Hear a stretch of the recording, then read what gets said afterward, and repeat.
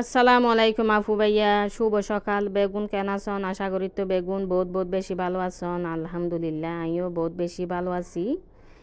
গত হালিয়ে শুক্রবার গিয়ে শুক্রবার মানি তো স্পেশাল কিছু রান্না বান্না আই বাচ্চা হলর আবদারে কিভাবে বিরিয়ানি রান্না করগিলাম ইয়ানে অনারার দেখাইম। এই যে প্রথমে সুন্দর মতো ফ্লসল এগুন আই বালা করে দুই পানি চড়াই লইলাম।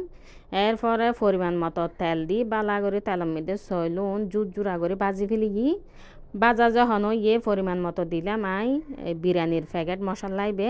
এরপরে দি দিলাম বাজা আলুও সুন্দর করে আর তেলত মানে বাজি লই।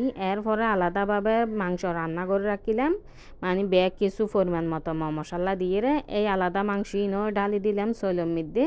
এই যে সুন্দর মতো লাড়া চাড়া করি একটু মানে বাজি লইম আর কি। মাংস সইল মশলা পাতি যা কিছু ধরনের ব্যাগ কিছু তো দিলাম, ব্যাগ কিছু সুন্দর মতো প্রপারলি এই যে বাজা করে ফেলি একদম ন লাগে নিচ পর্যন্ত ওনারা দেখায়। এই যে এরপরে দি দিলাম 1 কেজির মতো তরল দুধ।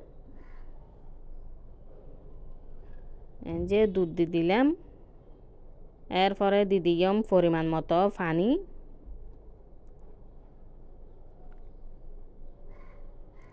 এই ফাঁকত দি কিন্তু একটু পেঁয়াজ বেরাস্তা করি লই আর কি। এই তেলত কিন্তু আলু বাজি লইলাম, একই তেলত পেঁয়াজ বেরাস্তা করি লই। এগিন কিন্তু গরম পানি দিরাই একদম ফুড়ান্ত গরম পানি আর কি। শুধু দুধই বে একটু ঠান্ডাও গেল আর কি, যেহেতু আগত দিয়ে জাল দিয়ে রাখিলাম। গরম পানি দিয়ে ওনার পরে পরিমাণ মতো লাড়া চাড়া করি ঢাকনা দিয়ে ঢাকি রাখম। চুলার জাল কিন্তু একদম ফুল আছে। তার আফু ভাইয়া হন হতুন বই আর ভিডিও সাইতে লাগন অবশ্য কমেন্টস করিবেন। ওনারার কমেন্টস আর বেশি উৎসাহ করে আর কি।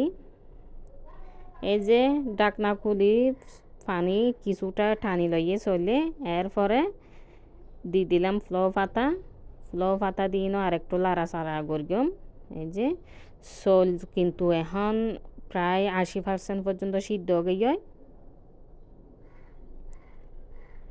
এরপরে দি দিলাম সুন্দর মতো কাঁচামরিচ, গোড়া কাঁচামরিচ আর কি। এরপরে দি দিলাম কেওড়া জল। এরপরে দিলাম পেঁয়াজ বেরেস্তা। তারপরে দিলাম ঘি, মানে খাঁটি গাওয়া ঘি আর কি। সুন্দর মতো সেরেমিকে সরাই দিলাম। এরপরে সুন্দর মতো পলিথিনের বালা করি দুই উয়া দিয়ে ঢাকি দিই আর ডাকনা মারি দমের একদম প্রায় 20 হইতে 25 মিনিটের মতো। এরপরে সুন্দর মতো মানে সইলুন ফুড়ি যাবই। এর মাঝখানে চাইলে ওনারা সইলুন একটু উল্টা পাল্টা লাড়া চাড়া করে দিতাম।